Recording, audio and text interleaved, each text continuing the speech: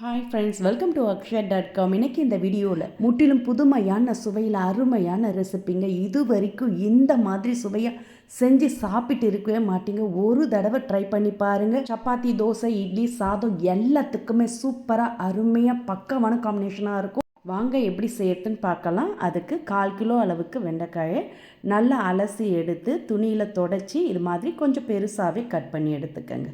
ரொம்ப முத்தன வெண்டைக்காயாக இல்லாமல் கொஞ்சம் பிஞ்சான வெண்டைக்காயை பார்த்து எடுத்துக்கங்க.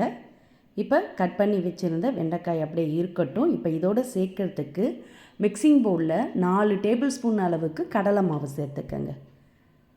அதாவது ஒரு 50 கிராம் அளவுக்கு இருக்கும். கூடவே 1 டேபிள் ஸ்பூன் அளவுக்கு பச்சரிசி மாவு சேர்த்துக்கங்க. சேர்த்துட்டு இதோட 1/2 டீஸ்பூன் மிளகாய்த்தூள், கொஞ்சம் மஞ்சத்தூள், 1/4 டீஸ்பூன் கரம் மசாலா பொடி, கூடவே தேவையான அளவு உப்பு சேர்த்துக்கங்க.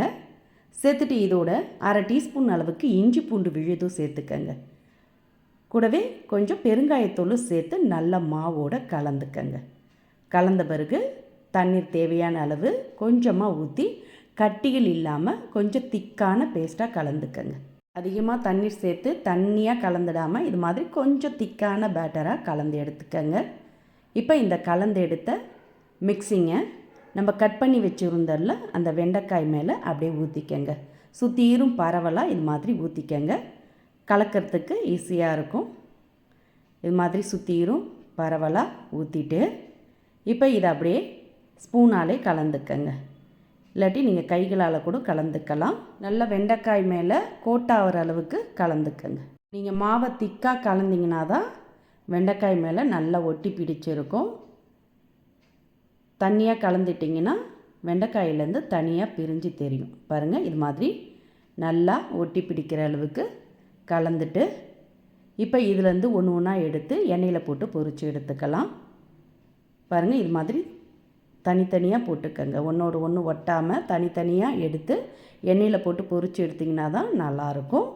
அதுக்கு அதிக எண்ணெயில் போட்டு பொரிக்க வேண்டியது இல்லைங்க. நான் ஒரு 3 குழிக்கரண்டி அளவுக்கு எண்ணெயை வானலில் ஊற்றி சூடு பண்ணியிருக்கேன். எண்ணெய் சூடானதும் அதில் எந்த அளவுக்கு உள்ளே சேர்க்க முடியுமோ அந்த அளவுக்கு பார்த்து உள்ளே சேர்த்துக்கங்க.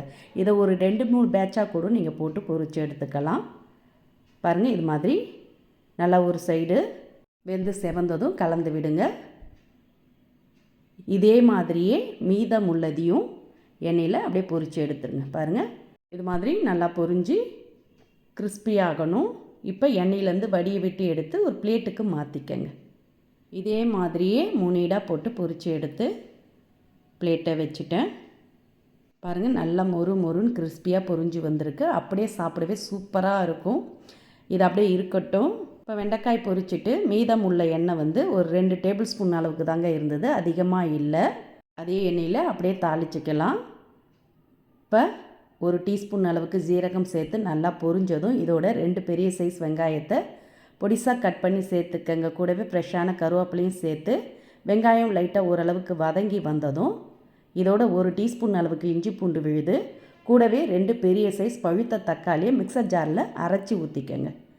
ஊற்றிட்டு இதோட 1 டீஸ்பூன் மிளகாய்த்தூள், 1 டீஸ்பூன் மல்லித்தூள், 1/2 டீஸ்பூன் கரம் மசாலா பொடி, 1/4 டீஸ்பூன் மஞ்சத்தூள், தேவையான அளவு உப்பு சேர்த்துக்கங்க. சேர்த்து நல்லா கலந்துடுங்க. இது மாதிரி நல்லா கலந்த பிறகு இதை அப்படியே ஒரு பிளேட் போட்டு மூடி வச்சுடுங்க. மூடி ஒரு 2 நிமிஷம் அப்படியே குக்காகட்டும். பச்சை வாசனைலாம் போய் நல்லா கொதித்து எண்ணெய் பிரிஞ்சு வந்திருக்கு பாருங்கள். இப்போ நல்லா கலந்துட்டு இந்த கிரேவிக்கு தேவையான அளவு தண்ணீர் ஊற்றிக்கங்க. நான் 1 கப் அளவுக்கு தண்ணீர் ஊற்றுறேன். 200 ml கிட்ட தண்ணீர் சேர்த்துருக்கேன். உங்களுக்கு கிரேவி எந்த அளவுக்கு திக்காவோ தண்ணியாக வேணுமோ அந்த அளவுக்கு பார்த்து அதுக்கேற்ற மாதிரி தண்ணீர் அளவுகள் சேர்த்துக்கங்க. இப்போ 1 கப் அளவுக்கு தண்ணீர் சேர்த்து நல்லா கலந்துட்டு இதில் பொரித்து எடுத்த வெண்டைக்காய் எல்லாத்தையுமே சேர்த்துடுங்க. சேர்த்து நல்லா கிரேவியில் முழுகிற அளவுக்கு கலந்துட்டு அப்படியே மூடி வச்சுடுங்க. மூடி ஒரு 2-3 நிமிஷம் அப்படியே குக் ஆகட்டும். இப்போ சரியாக 3 நிமிஷம் ஆனதும் திறந்து பார்த்துக்கலாம். நல்ல கமகமன் மணக்க சுவையான ஆந்திரா ஸ்டைல் வெண்டைக்காய் கறி ரெடி. இப்போ இதோட ஃப்ரெஷ்ஷான கொத்தமல்லி இலைகளை பொடியாக கட் பண்ணி தூவி கலந்துட்டு சுட சுட பரிமாறலாங்க. வெண்டைக்காய் பிடிக்காதவங்க கூட இந்த மாதிரி செஞ்சு கொடுத்தீங்கன்னா விரும்பி கேட்டு வாங்கி சாப்பிடுவாங்க. அந்த அளவுக்கு டேஸ்ட் அருமையாக அல்டிமேட்டாக இருக்கும். ஒரு தடவை செஞ்சு பாருங்களேன். இந்த வெயில் காலத்துக்கு வெண்டைக்காயை அதிக அளவில் உணவில் சேர்த்துக்கிட்டிங்கன்னா உடம்புக்கு ரொம்பவே நல்லதுங்க. இது சப்பாத்தி, பூரி, நான், ஆப்பம், பரோட்டா எல்லாத்துக்குமே சூப்பராக இருக்கும். சூடான சாதத்தோடு கூட பிசைஞ்சு சாப்பிட்லாம், நல்லாயிருக்கும். ரெசிபி பிடிச்சிருந்தால் லைக் பண்ணுங்கள், ஷேர் பண்ணுங்கள், சப்ஸ்கிரைப் பண்ணுங்கள்.